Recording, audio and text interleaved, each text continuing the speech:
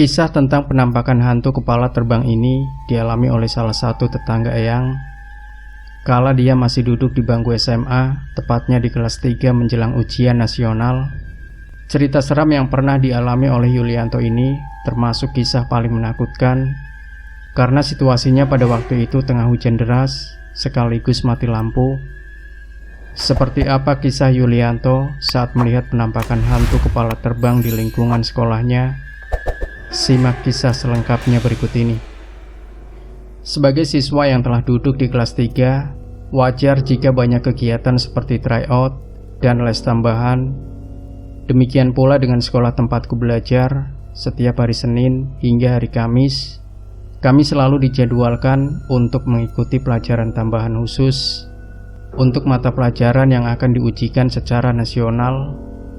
Menjelang UAN dilaksanakan, kalau nggak salah ingat, sekitar 1 minggu menjelang hari H, sekolah mengadakan doa bersama, wajib diikuti oleh seluruh siswa kelas 3. Tujuan dari doa bersama tersebut tak lain adalah memberikan motivasi secara mental sekaligus spiritual, agar kami senantiasa berusaha semaksimal mungkin dalam mengikuti UAN seminggu berikutnya.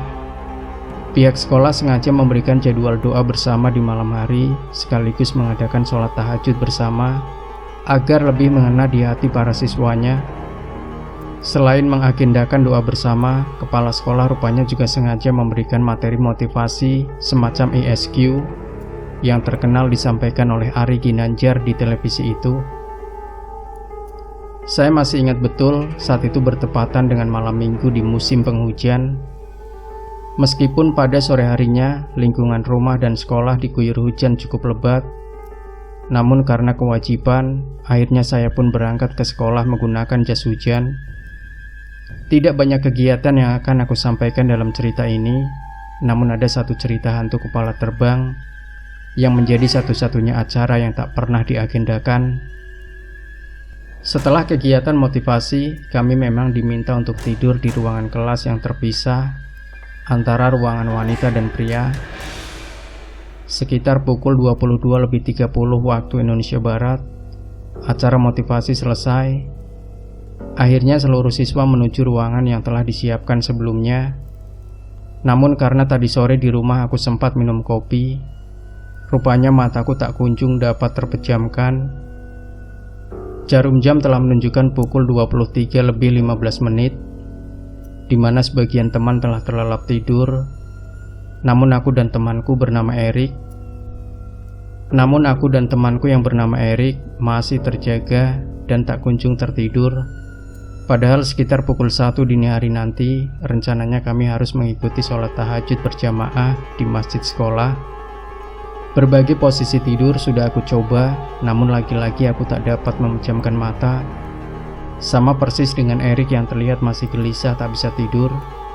Singkatnya, Erik mengajakku untuk keluar ke toilet untuk buang air kecil sekaligus mencari-cari. Siapa tahu ada pedagang keliling yang berjualan di depan sekolah. Meskipun hujan belum reda dan suasana dingin menyelimuti, kami akhirnya memberanikan diri untuk menuju toilet yang berada di lantai dasar gedung sekolah. Sebelum sampai di toilet sekolah, kami memang melewati ruang guru, di mana masih banyak bapak ibu guru yang masih berdiskusi.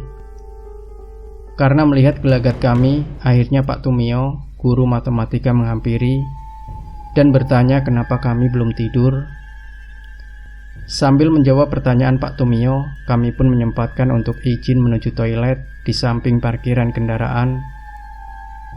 Sejak berada di depan toilet, hujan yang tadinya deras terlihat mulai mereda.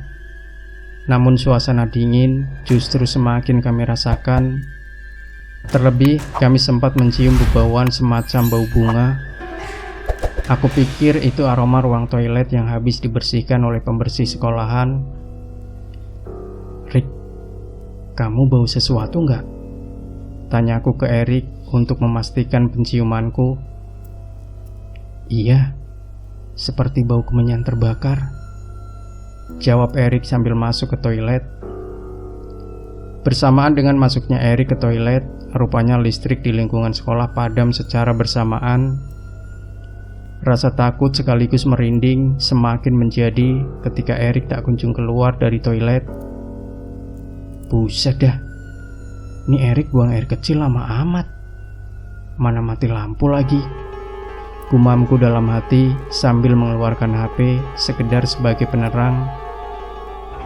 Yul, jangan bercanda deh. Pakai matiin lampu segala. Gelap nih di dalam. Teriak Erik dari dalam toilet.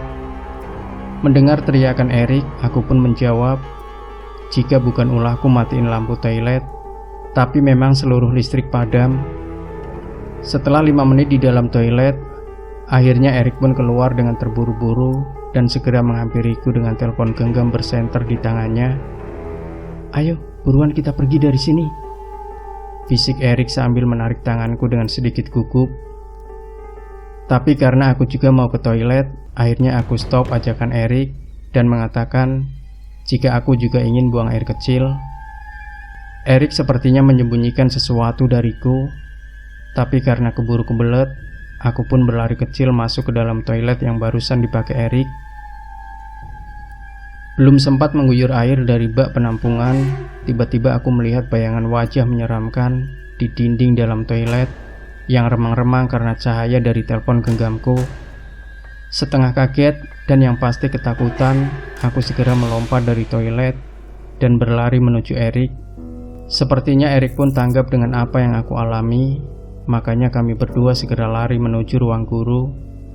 Lebih takutnya lagi, meskipun kami terasa lari sekencang-kencangnya, tapi ternyata tak sedikit pun aku dan Erik beranjak dari tempat tersebut. Benar-benar terjadi. Baru kali ini aku mengalami kejadian serupa dengan yang banyak orang perbincangkan, di mana kita terasa sulit untuk berlari dan adanya cuma berkutat di situ-situ saja. Sambil melihat ke belakang, ternyata tepat di belakang kami terlihat penampakan hantu kepala terbang. Sambil melihat ke belakang, ternyata tepat di belakang kami terlihat penampakan hantu kepala terbang semakin mendekat ke arah aku dan Erik. Saking takut dan gugupnya, kami berdua jatuh tengkurap dan tak sadarkan diri. Tak tahu siapa yang membawa dan membopong kami. Singkatnya, kami telah berada di kursi tamu di ruang guru. Seingatku ada Pak Tumio tengah mengendorkan ikat pinggangku. Sementara ada Pak Kebun yang mengolesi minyak kayu putih tepat di bawah lubang hidungku. Setelah siuman, aku dan Erik dikasih teh hangat dan disuruh untuk istirahat sejenak. Setelah kami benar-benar siuman, baru Pak Tumio yang juga merangkap sebagai ketua panitia doa bersama menginterogasi atas apa yang terjadi pada kami. Aku dan Erik pun secara bergantian bercerita perihal penampakan hantu kepala terbang yang bermula dari toilet sekolah. Sepertinya hujan mulai turun lagi dan lampu masih gelap. Kami cukup takut untuk kembali ke ruangan kelas yang dijadikan ruang tidur, sehingga kami diantar oleh Pak Kebun ke ruangan tersebut yang berada di lantai 2. Rasa takut dan gelisah masih sangat kami rasakan. Sebelum beranjak ke atas, beberapa guru juga berpesan ke kami agar tidak menceritakan kejadian yang kami alami barusan ke murid-murid lain. Demikian kejadian sekaligus pengalaman pahit yang pernah aku alami bersama Erik di sekolah. Kalau boleh meminta, jangan sampai deh terulang kembali aku melihat penampakan hantu kepala terbang di sekolah.